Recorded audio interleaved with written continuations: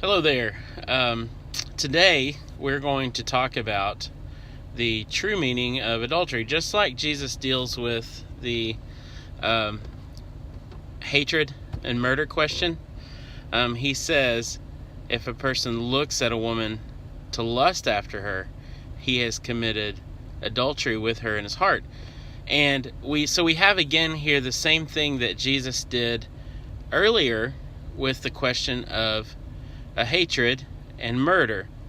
The meaning of the law was not so narrow that it only meant homicide was murder, and the meaning of the law is not so narrow that it only means that to commit adultery, that is sex outside of marriage when married, was a breaking of the covenant. In fact, was a breaking of the commandment is what I meant to say. And in fact, it's really interesting, the case laws within the books of Exodus and other books in the Pentateuch, Leviticus, Numbers, Deuteronomy, they apply this command toward fornication as well, that is, any sex before married. And so even in the Pentateuch, we had the idea and the understanding in the first 5 books of the Bible that this was the breaking of that command was more than just breaking of the commitment of marriage, unfaithfulness, infidelity. It was also fornication, that is, sex outside of marriage. But interestingly here, Jesus again gets to the heart of it all and says that the person who looks after a woman to lust after her has committed adultery with her already in his heart. Again, going back to the 3 uses of the law, we have we look at this and we say, Jesus gave us this command. We are given this command to curb sin in the world, and the commandment not to commit adultery does curb sin in the world. It keeps marriages together. I believe it helps with the raising of families, solid families, where the husband and wife are together, mom and dad are there together. So we have all of this, but we also have the second use of the law, which was as a mirror. And so you have here quite a mirror into our sinfulness, into our wretchedness, our sinfulness as human beings, when we look and we think that even to lust is to break the command. Now, that's not to say that lusting after someone is as bad as the act of adultery, because it's not.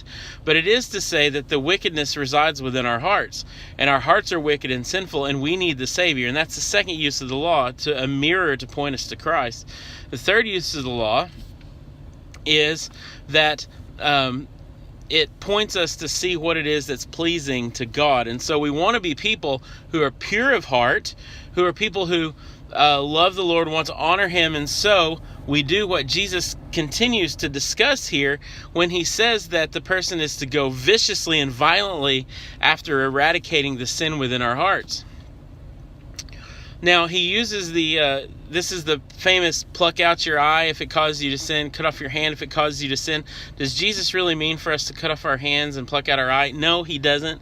What Jesus is really after here is to get us to be people who are violent in our reaction against sin. Sin is an awful, awful thing. And the sin of lust, He says, it's better to lose an eye, lose a hand, than to be cast away and thrown into the fire of hell. And a person could not come up with something more useful to a human being in an agricultural time period than an eye and a hand. They're going to need those things in order to survive. And so Jesus is saying it's more important for a person to it's important for a person to fight this sin with everything they have. And we need to look at it and see that it is that important, so important that it's worth more than that. So the next thing we see here is the violent way we eradicate that sin in our lives. We have to think and consider when it is we are most tempted to that sin. We look at and we see the times in our lives where we are most prone to wander, most prone to sin against God, most prone to see, this would be pornography. This would be the thoughts that we have, these sorts of things, to know and to eradicate that from our lives. And the last thing, and it's what we've touched on already, the last thing we need to understand is that we fall way short of God's standard, and we see it plainly shown to us here. We fall way short of God's standard, and we need Him, the Savior, who has come and died on the cross for us. He has come and paid the full price for our sin. He lived a perfect life on our behalf so that we could be counted as righteous.